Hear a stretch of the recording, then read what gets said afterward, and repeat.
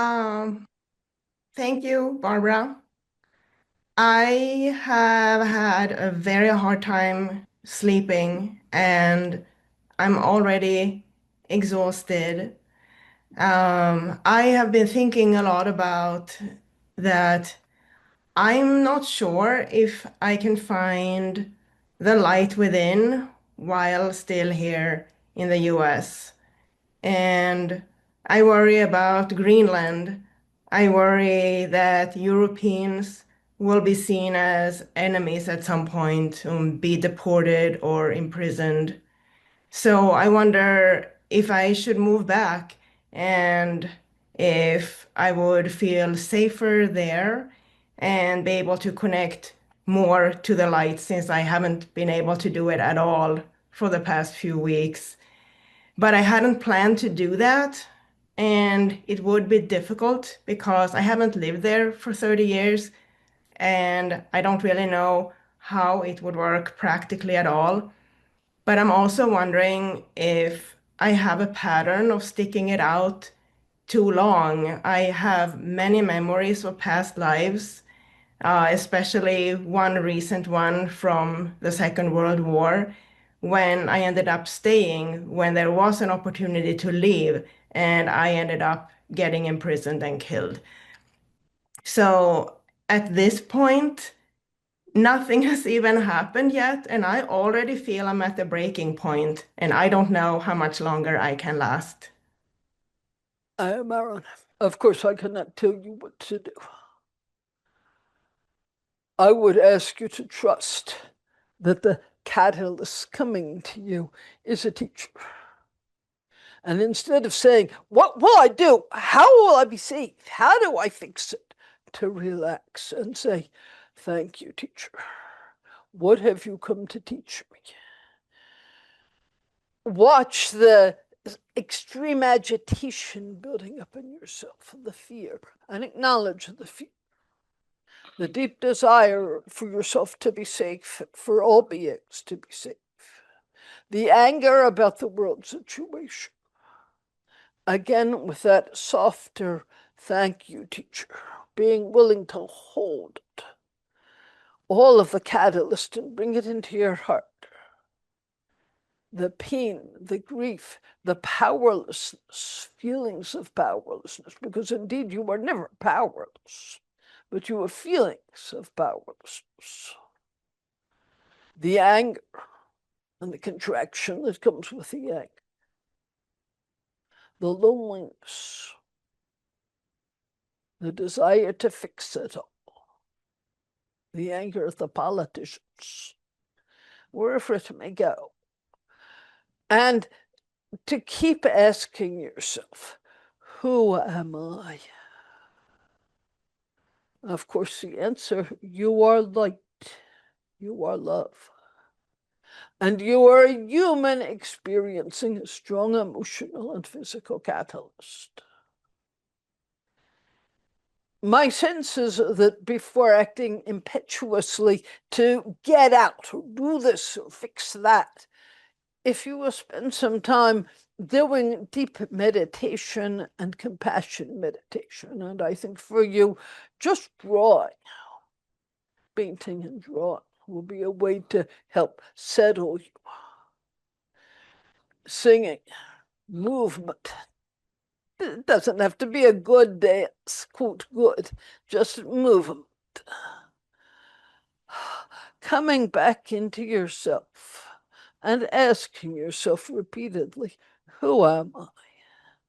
Can I find the light that is my essence?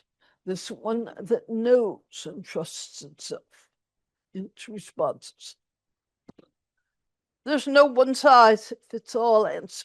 For some, the answer might be to go, for others to stay.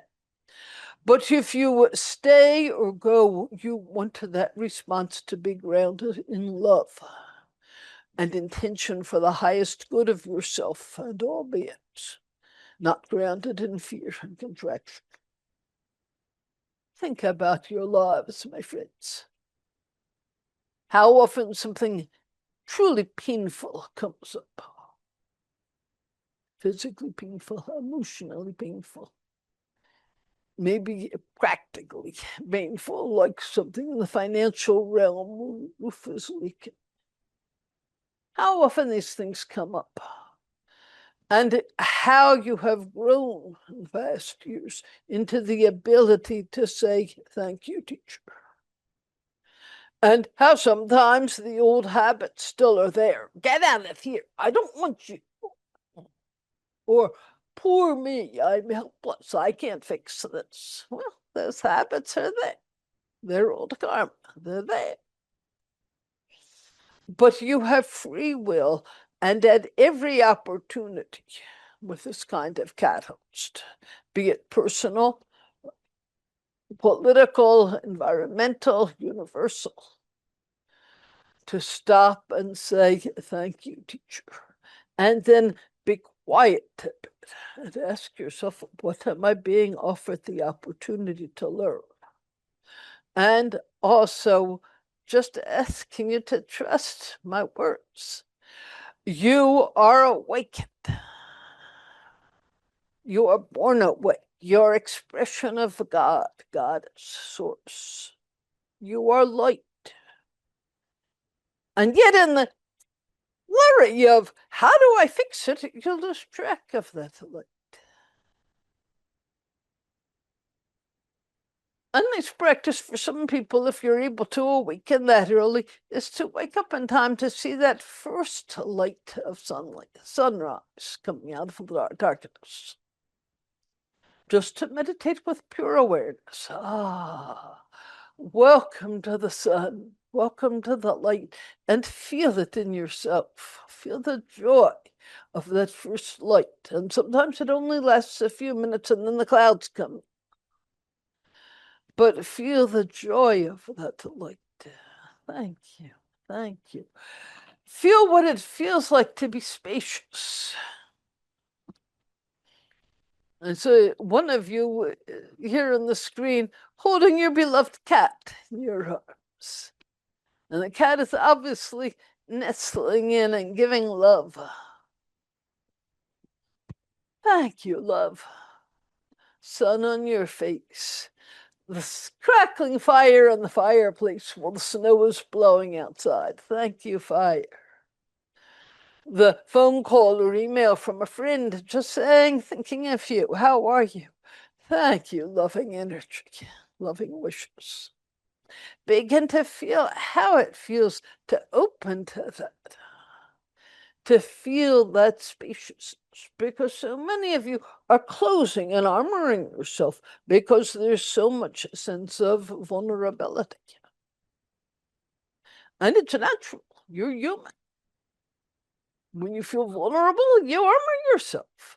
Just be aware that you are armoring yourself, and note that which is aware of armoring is not armored. I keep saying this in different ways. What is this essence of your being that's not armored? Right there with the armored and reactive self. This is where Yeshua says it's an awakening point. If we pay attention, each of these catalysts that comes in reminds us, I am this light and love. And as a human, I experience fear and pain and anger and agitation. But my essence is light. I can't make you go there. I can talk about it with you. I can promise you that it's there. But it has to grow out of your practice. So let's take it one step further. The question then becomes, if I acknowledge that I am light, that I am love, if I let go of some of the armoring, what am I afraid will happen to me? Why do I keep this armoring in place? You cannot force yourself to drop the armor. On the ultimate level, the armoring doesn't exist. And yet on the relative level, for the human, you experience it. What does the armoring protect me from? Why do I keep moving into the habit energy of holding on to it, and thereby limiting my sense of the deeper truth of my being. I am Aaron.